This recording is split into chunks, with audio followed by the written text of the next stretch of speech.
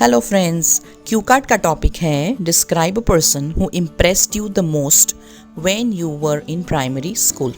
अंदर के क्यूज है हु इज़ ही और she, how do you know him और हर, व्हाई ही और she impressed you the most and how do you feel about him और हर।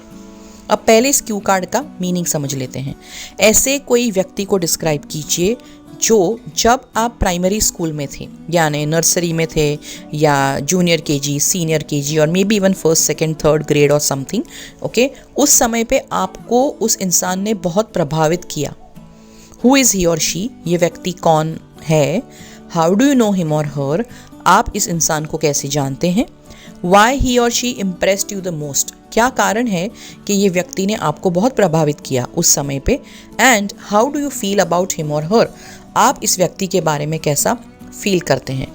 क्योंकि अभी आप प्राइमरी स्कूल में नहीं हो, so definitely this is something about the past, but that does not mean that you have to keep talking entirely in the past tense, because a lot of cues are like who is he or she, how do you know, and how do you feel. So a lot of these things you could have the scope of talking in present tense as well, but definitely yes, when you were in primary school is a past tense, so it's a mixture of present as well as past tense. आज हम बहुत ही एक unique idea discuss करने वाले हैं। बहुत सारे लोग, ज़्यादातर लोग टीचर के बारे में बात करेंगे जब प्राइमरी स्कूल की बात होगी। So a good idea would be to talk something different, क्योंकि if everybody will talk about the teacher we should sound different and unique. So today I am going to talk about the support staff, यानी school में जो peon होते हैं उनकी मैं बात करने वाली हूँ, just to sound very unique. So जब हमें 1 मिनट का थिंकिंग टाइम दिया जाएगा तो हम जल्दी से पेपर पे स्क्रिबल करेंगे हु इज़ ही और शी में support staff. How do you know him और हर, माई फ्रेंड्स फादर, यानी जो पियोन थे वो आपके फ्रेंड के पापा थे, और यानी उसके जो सन थे या उनकी जो डॉटर थी वो आपके साथ आपके क्लास में पढ़ता था या पढ़ती थी। वाई ही और she impressed you the most, live for others and responsible, अंदर मैंने और भी बहुत सारे कारण दिए हुए हैं। And how do you feel about him और हर, एडमायरेशन, रिस्पेक्ट एंड फॉर्चुनेट। कुछ और आइडियाज़ अगर मैं आपको बताऊं तो आप बात कर सकते हो जब आप प्राइमरी स्कूल में थे। So it is important to talk about somebody who belong to the school. You can speak about maybe some office person, clerk हो सकता है या लॉस प्रॉपर्टी रूम में कोई ऑफिसर हो सकता है। आप कैंटीन वाले अंकल की या आंटी की बात कर सकते हो।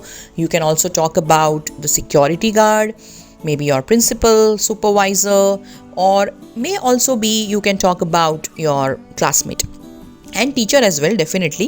But since most people will talk about the teacher, try to be a little different and do not talk about the teacher. अगर आपको मेरे आइडियाज़ पसंद आते हैं और आप मेरे आइडियाज़ की बुक को ख़रीदना चाहते हैं, परचेस करना चाहते हैं, तो डिस्क्रिप्शन बॉक्स में दिए गए नंबर पे आप मुझे डायरेक्ट संपर्क करके, डायरेक्ट कॉन्टैक्ट करके इस बुक को खरीद सकते हैं। You can purchase the book by contacting me directly with the number given in the description box. ये बुक में सारे नए क्यू कार्ड्स हैं, उनके फॉलोअप क्वेश्चंस हैं और पार्ट 1 के इंट्रोडक्शन क्वेश्चंस एंड आंसर्स भी मौजूद हैं। तो चलिए अब इस क्यू कार्ड को समझ लेते हैं। This is a really interesting question. I can never forget this person in my life time. ये एक बहुत ही दिलचस्प प्रश्न है, इस इंसान को मैं जीवन भर भूल नहीं सकता। The person who impressed me the most when I was a child was a support staff in my school. His name was ABC। जिस व्यक्ति ने मुझे प्राइमरी स्कूल में जब मैं छोटा था तब बहुत प्रभावित किया, वो मेरे स्कूल के सपोर्ट स्टाफ थे।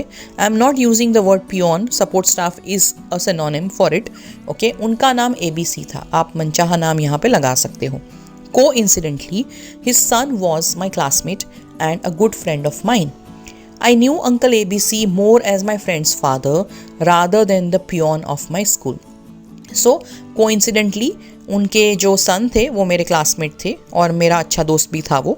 मैं अंकल ABC को मेरे फ्रेंड के पापा की तरह ज़्यादा जानता था, rather than knowing him as the peon of my school. So you have answered the first 2 Qs over here कि वो इंसान कौन था और आप उनको कैसे जानते थे।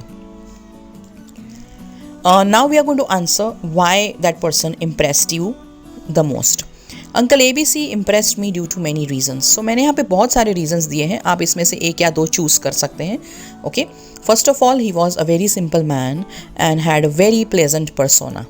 He would greet all the children with joy and had $1 million smile. So सबसे पहले वो एक बहुत सरल इंसान थे और उनकी जो पर्सनालिटी थी, उनका जो व्यक्तित्व था वो बहुत ही प्लेजेंट यानी खुशनुमा था. वो सबको बहुत अच्छे जॉय और आनंद और उत्साह के साथ, स्माइल के साथ ग्रीट करते थे सभी बच्चों को. The best thing about him was that he worked hard to provide the best education to his children. He used to do odd jobs so that he could support his family in the best way.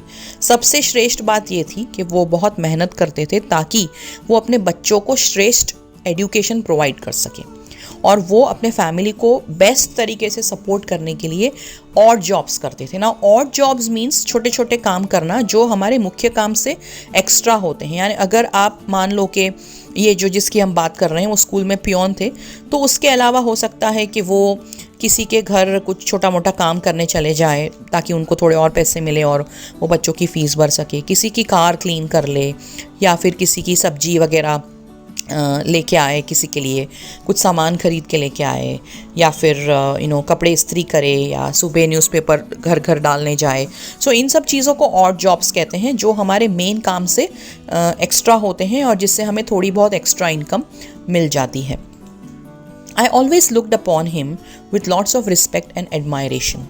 He was the best father to his children. So we are now answering the last Q, that what do we feel about this person.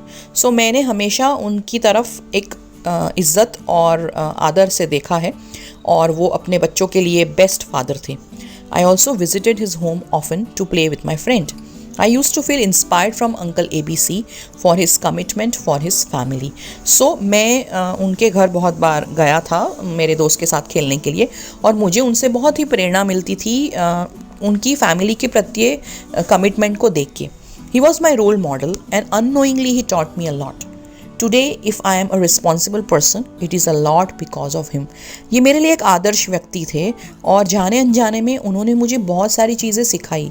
आज अगर मैं एक जिम्मेदार इंसान हूँ तो उसमें उनका बहुत बड़ा हाथ है और शायद उन्हीं की वजह से हूँ. अब हम थोड़ा सा एक्स्ट्रा बोलने वाले हैं और यहाँ पे मैंने और थोड़ा डिस्क्राइब किया है about how we feel about him. Today he is a proud father and his children are so proud of him. I am still in touch with him. I feel fortunate that I could come across such a person who taught me the real values of life. आज वो एक proud father है और उनके बच्चों को भी उनके लिए बहुत गर्व है. मैं अभी भी उनके संपर्क में हूँ. मैं अपने आप को खुशनसीब समझता हूँ कि मैं ऐसे इंसान को मिला जिन्होंने मुझे जीवन की रियल वैल्यूज़ सिखाई. This person did not allow difficult financial situation to come in the way of his children. Instead, he toiled to make their dream come true.